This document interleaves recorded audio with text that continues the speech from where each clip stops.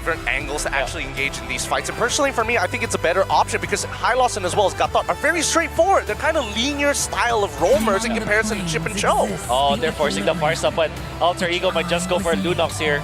Honestly, even Farsa is not bad. Having that Kalia can kind of give you quite a lot of tempo in early. In fact, you don't even have to rush it, right? You can pick up your jungler, but if your jungler is going to be something that Zephyr really wants to surprise us again, yeah, you could just pick up your mid here. Either Farsa or Lunox works well because you have a Kalia. Farsa is the safest option, obviously. Now, Aurora will not pick up the Yuzhong anymore. I think they will just go for the Lapu-Lapu because it just makes sense, right? So much safer. So much safer, but you also have that option of the Esmeralda. Oh wait, no, Arlet is still available. That's, Oh yeah. but up against the Phobias? Yeah, but against Farsa and Claude, right? I think it boils down to the question, Edward, do you want to win the lane? Can we trust you enough to hold out in the lane till we get to the mid game where we can actually utilize you in bigger team fights? Yeah, I think the Arlet, maybe the Uranus can also be picked up, but Or CC. The Lapu-Lapu is the best option here. They need damage. They need that bridge for the turtle fights. So that should be Lapu-Lapu. And Yuzhong is still open. Hylos perhaps for light. They can go Hylos or Gaton. Kind of depends on what they want to do. Disengage or something more to fight. Good call, Wolf. Good call. And now, if you're Alter Ego, you're going to be looking for your jungler now. Up against the Fredrin, you usually think about the Akai, right? Akai's good. It's not bad. Or Guinevere, actually. But what if they go Suyo? There's not much magic damage from the other sources, but apparent, of course, in the early game. But they do have a lot of CC, which is why I'm a little concerned about this, right? Does that mean that if we go for Suyo, we just have to omit, you know what, we're not going to go for the neutrals until Lords, we're looking to get advantages in lane. Just win early, right? But they pick up the Nolan instead. So again, this is Alter Ego saying like, we got somewhere to be, guys. Let's end the game very, very fast. What do you feel about the draft for Aurora? I think it's pretty even. There's a slight advantage for Alter Ego. Well, what about you, Gideon? I don't know. I think that it's a little more lopsided than that. I think that RORA definitely is going to be slower in the early stages of the game, but if they keep it tight, I think mid-game it's pretty easy for them. You know what? I'm very sorry to the stats on screen, but I legit don't care because at this point, there's something that you can't calculate, and that's the player spirit here using all their favorite heroes. So, ladies and gentlemen, now that the draft has finished up, this is game number 1 of this grand finals. Gonna be flying clouds. So now we're gonna be throwing it over to our casters, Leo, Trex, and Mirko. It's time to write the first chapter in the revelation that is this grand final. Ladies and gentlemen, Aurora Gaming Philippines from the upper bracket, Alter Ego from the lower, doing the nigh impossible, now stand on the grand stage.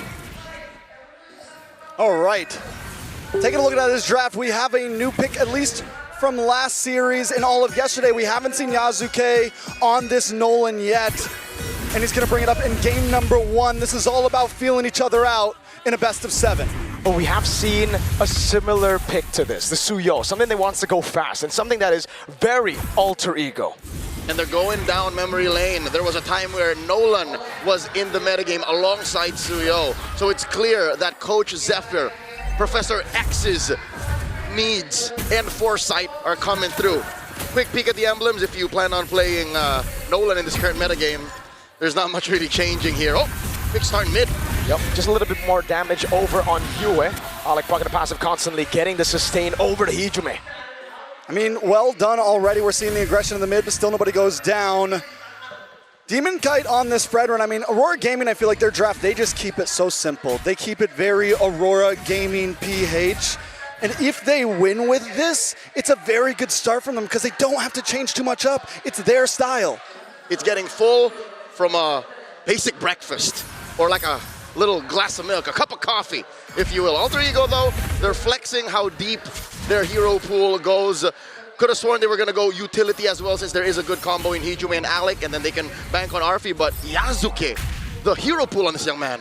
Yeah, and this is what we were kind of teasing about in the pre-match, right? We were talking about how Alter Ego, they want to go fast, but Aurora Gaming Philippines, they know how to play slow. They know how to slow the tempo down all the way to a point where Alter Ego makes mistakes.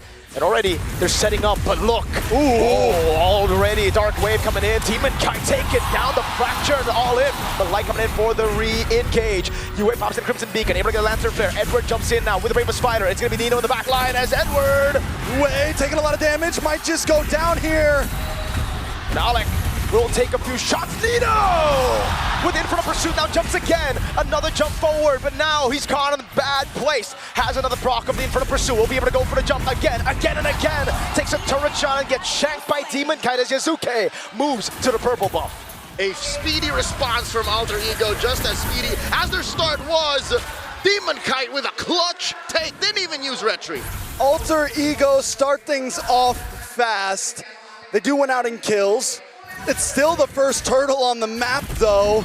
Yazuke tries to take a different path. Not getting that purple means they didn't get too much out of that trade. Yep, flickers were used, and now we're jumping over Turtle 1. Nino in the back, going in for UA. Shizuke is going to be taken very low by Edward. He's going to go for the stun. Glorious Pathway coming down as the turtle was already secured by Demon Kite, but now it's going to be Nino all alone. Crimson Beacon and Lantern Flare picking him up. He's trying to go for the pursuit. Dark Wave by Nino. Jumps over on Edward, gets another proc, but will be slain by Edward. Alec has to get out of here with a Tsunami Slam, looking for the escape. Alec cannot escape. There was a lantern on him and a big horse. A little too early for El Padre to be pushing their limits. Again, this is a Phoveus. You need some modicum of items built to be able to do that. Luckily, Yazuke, though, keeps on getting out of these fights. As long as Yazuke stands tall, they have a chance in future neutral objectives. All the games that we saw last time, when they lost, Yazuke had a bad game, so it's huge to keep him on 1-0. You're alluding to his game on the Fanny, the clincher against SRG. Yeah, I could have sworn, watching that too, we're going all the way. But here, I agree. Yazuke needs that same amount of patience. Sure, he hasn't got punished yet, hasn't died, but if you want to take it to RORA Gaming, you have to play the slow game. And this is the thing about the Nolan.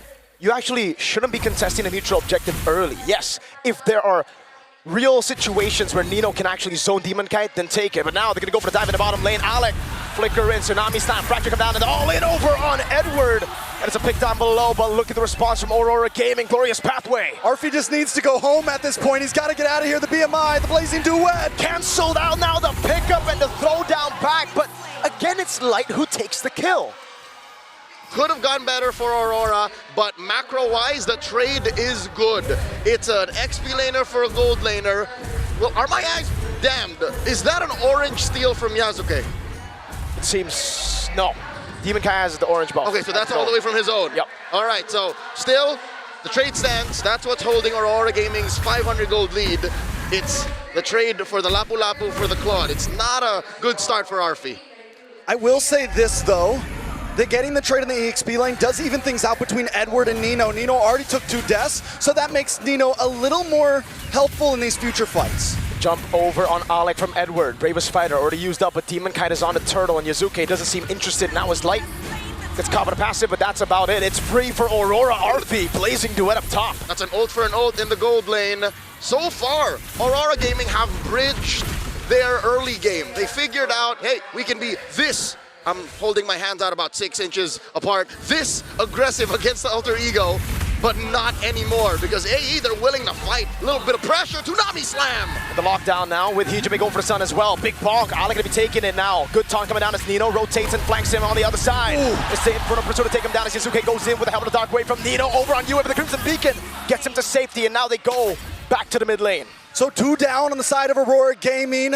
A tower does go into the hands of Aurora Gaming, but Alter Ego are getting away with pushing this aggression in the early game. Nino not letting the early stumbles take over. Once bitten, never shy. El Padre pushing forward. Demon Kite finds Yazuke. But again, that's what you get with a Nolan. You get mobility, you get burst. And ladies and gentlemen, look at this crowd just outside Tennis Indoor Sinai. GG. That's why we call MLBB our national sport. At this point, it might just be, dude. Everybody in Indonesia has finally come through. All right, so taking a look at the items, Arfi only about 360 gold behind, and when we finally have marksman gold laners like this, they are going to be very important in the first, second lords, those big fights that ultimately matter. Starlium Sight does lock in for Demon Kite in the jungle. even with the 2 deaths on Demon Kite, Yasuke isn't too far ahead. And just to put this into context, being a tank jungler, you don't need that much farm. So that just spells how slow the farm is for Yasuke. He clears waves much, much faster than Demon Kite. So this is a slow start for Yasuke. Oh. Right. In the bush, Arfi's gonna try to go for the cancel submission and all in coming down. Arfi blazing into West. Tsunami Slam based on a Purify. They get the kill on Doming. Onto Arfi. Turtle up top though is the response from Aurora. I don't know how worth it is to trade your gold laner for the turtle. I'm sure Aurora saw that a mile away. Yeah, that's a big win for Alter Ego. Plus, big chance of getting this tower on bot as Alter Ego blocks off Light and Yue to try to get down to save it. Trades all over. And so far, I think Alter Ego have won the past couple.